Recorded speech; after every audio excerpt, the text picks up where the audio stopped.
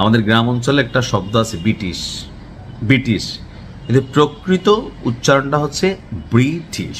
অর্থাৎ আজকের দিনে যেই সভ্য রাষ্ট্র বা দেশ যুক্তরাজ্য, এরা কি আসলে সভ্য ছিল? ভারতীয় উপমহাদেশ থেকে শুরু করে পৃথিবীর এমন কোনো দেশ নাই দ্বিতীয় বিশ্বযুদ্ধের আগ পর্যন্ত এরা লুটপাট করে নাই, শোষণ করে নাই, মানুষকে গোলামি এই লেভেলে করায় নাই। ইস্ট ইন্ডিয়া কোম্পানি, পলাশির যুদ্ধ আপনাদের অনেকেরই খেয়াল থাকার কথা। তো এই যুক্তরাজ্য আজকের দিনে আইসা এমন বাটে পড়ছে, আজকে তাদেরকে ঠাপাচ্ছে কে? পুতিন কাকুর যারা পাগলা ফ্যান ফলোয়ার আছেন তাদের জন্য খুশির সংবাদ। এমনকি ভিডিওটা ভালো লাগলে শেয়ার করবেন। তো আমি দোয়া করি পুতিন কাকু ছোট্ট একটা ঘটনা ঘটাক, কারণ কি আওয়াজ ছাড়া তো খেলা জমে না। যুদ্ধ চলতেছে রাশিয়া ইউক্রেন, যুদ্ধ চলতেছে ইরান বনাম মার্কিন যুক্তরাষ্ট্র ইসরায়েল, কিন্তু প্রত্যেকটা যুদ্ধের মধ্যে দ্বিতীয় প্রধান নাক গলায় নেওয়া শক্তি হচ্ছে যুক্তরাজ্য। এই যুক্তরাজ্যের সাইজ করা নিয়ে ইরান রাশিয়া অনেক দিন ধরে অপেক্ষা করতেছিল। আর এবার যুক্তরাজ্যের খুবই কৌশলগত গুরুত্বপূর্ণ একটা ব্রিজ ওয়েস্টমিনস্টার, এই ওয়েস্টমিনস্টার ব্রিজটাকে উড়াই দেওয়ার ঘোষণা দিয়ে বসছে রাশিয়া। এখন কেন হঠাৎ করে পুতিন যুক্তরাজ্যকে ধরলো? বলা হচ্ছে যে ইউক্রেন এই মুহূর্তে যে লড়াইটা করছে, ড্রোনগুলো বিশেষ করে, এই ড্রোনগুলা যথেষ্ট অত্যাধুনিক প্রযুক্তির। তো এই এত অত্যাধুনিক প্রযুক্তির ড্রোন তো ইউক্রেন বানায় না, তাহলে দিল কে? পুতিন কাকু বিশ্লেষণ করে দেখলো যে ইউক্রেনে এই ব্রিটিশ ড্রোন আপনার এটা দিয়া রাশিয়াতে তারা বিভিন্ন সময় হামলা চালাচ্ছে, এমনকি রাশিয়ার দখলে থাকা ইউক্রেনের যে বিভিন্ন অঞ্চল আছে সেখানে তারা অভিযান চালাচ্ছে। আর এর কারণে রাশিয়ার ডিস্টারবেন্স ফিল করতেছে, যার কারণে পুতিন কাকু বলছে প্রতিশোধ হিসাবে রাশিয়ার নাগরিকরা প্রেসিডেন্ট পুতিনকে যুক্তরাজ্যের ওয়েস্টমিনস্টার যে ব্রিজ আছে ঐতিহাসিকভাবে গুরুত্বপূর্ণ বা খুবই সুপরিচিত, সেই ব্রিজকে উড়াই দেওয়ার আহ্বান জানিয়েছে। খবর হচ্ছে ব্রিটিশ গণমাধ্যম ডেইলি স্টারের।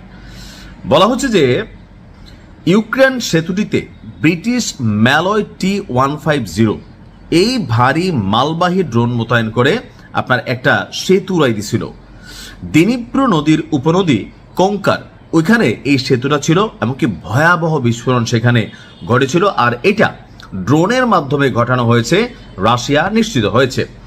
ব্রিটিশ ড্রোনের মাধ্যমে এই ঘটনার তথ্য ফাঁস হওয়ার পর রাশিয়ার নাগরিকরা ক্ষুব্ধ হয়েছে। মস্কোর রাষ্ট্রীয় গণমাধ্যমের কর্মকর্তা তিনি বলছেন যে ব্রিটিশরা রুশ ভূখণ্ডে নাশকতামূলক কর্মকাণ্ডে তাদের অংশগ্রহণ নিয়ে প্রকাশ্যে যে দম্ভ করে তা লক্ষণীয়। এজ এ রেজাল্ট এটা আন্তর্জাতিক আইন অনুসারে আপনার কোনো রকমের সুযোগ নেই।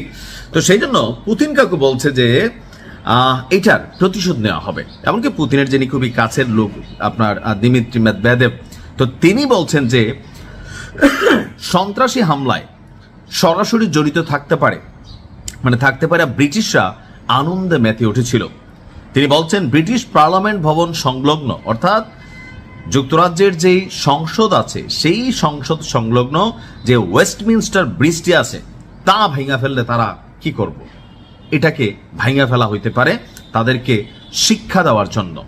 তো আমার কাছে মনে হচ্ছে যে এটা হইতে পারে, নাও হইতে পারে, তবে না হওয়ার সম্ভাবনা আসলে একটু বেশি। তবে এখানে তৃতীয় কোনো শক্তি যদি পট করে ঢুকে গিয়ে ঘটনা ঘটাই দেয়, সেটার দায়ভার আবার রাশিয়ার উপর আসবে। তবে আমার যেটা ব্যক্তিগত দাবি, আমাদের বাংলাদেশের ভাই বোনেরা যারা আছেন ওয়েস্টমিনস্টারে, আপনারা ওই এলাকা থেকে একটু দূরে থাকেন, পুতিন কাকুরে একটু সুযোগ দেন, একটা কোনা ভাঙ্গা দেখাই দেন, দরকার আছে কিন্তু, নাইলে থামবে না।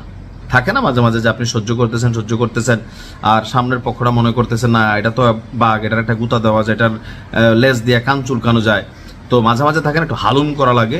আমার মনে হচ্ছে পুতিনের উচিত যুক্তরাজ্যের বিরুদ্ধে একটু হালুম করার সময় আসছে। অন্য দেশ এই মুহূর্তে করবে না, টিকবেও না। সো রাশিয়ার হাতে সেই সক্ষমতা আছে যে চাইলে একটা হালুম করতে পারে। তাহলে যুক্তরাজ্যের মানুষও তাদের সরকারের পলিসি নিয়ে বিগড়াবে।